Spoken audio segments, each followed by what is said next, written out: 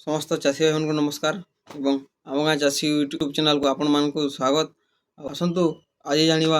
बैगण गचर जेन कांड बिंधा व फल बिंधा होता गोटे थर केमी निवारण करवा से कांड बिंधा व फल बिंधार केमी गोटे स्प्रे आम मुक्ति पाइबा से विषय आम आलोचना करवा। देखु बैगण चाष गोटे सफल चाषटे आम एरिया प्राय समस्त चाषी बैगण चाष को करने भल पाई था कहीं से चाषटा एमती गोटे चाष जहाँकि थरे लगे आपण ताको बार बार बारंबार बहुत दिन जाए अमल कर सुलभ मूल्य बिक्री कर सबु सबु समय बैगण चाष समस्त चाषी लाभवान होता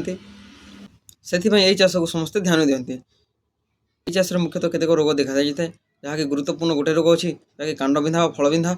ये रोग हूँ यही बैगण चाषर मुख्य रोग जहाँ को आम कंट्रोल करदे आमको लाभ ही लाभ मिल जदि आम ताको ही कंट्रोल कर न पारे क्षति सहवाक पड़ो से भाया रोग लगे आम पाए गोटे भल इनसेक्टिसाइड अच्छे जेनटा कि आपंकर बैगण गचर कांड बिंधा व फल बिंधा रोग लगे बेस्ट उपयोगी हे। देखुन आम पाखे से भाया इनसेक्टिसाइड अच्छे जेना देखुन आम पाखे अच्छे बायोडोज मैग्नुम बोलिक जेन इनसेक्टिसाइड अच्छे जेना बेस्ट इनसेक्टिसाइड बैगण गचर लगी आटा कि आम मारमा ढोल प्रति 20 ml देखिए स्प्रे करना आपंकर फल बिंधा हो कि कांड बिंधा हो आप बैगण गछटा सब पारे सफा हो क्लीयर हो आप देखुवे चित्र रे जेन प्रकार कीट अच्छा सब प्रकार कीट के गोटे पारा पुछि नेबा जहाँकि आप गछटा सुस्थ सबल हो बहुत सारा अमल देवार सक्षम हो पार्बा लाभवान हो पार्बे जिते प्रकार इनसेक्टिसाइड आप मारी मारी हालिया होगले काम नहीं दूचे तो निहाती भाव में ये इनसेक्टिसाइड के थोड़े आप यूज कर देखते आप रियल निजे आप चोख देखिपारे। ये इनसेक्टिसाइड एत क्वालिटी अच्छे जे पत्र भीतर के जाकर कांड भीतर के जाकर से कीट के मूल सफा कर पार्बार तार क्षमता रही अच्छे।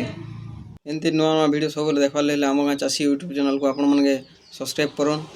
लाइक करन शेयर करन और जेन प्रकार भी आप द्वंद्व रही है जेकोसी विषय जानवर लगी चाहूले आपण मैंने आम चैनल के कमेंट माध्यम निहाती भाव में आमको जनाऊन पुणी देखा आउ गोटे नुआ वीडियो रे। धन्यवाद।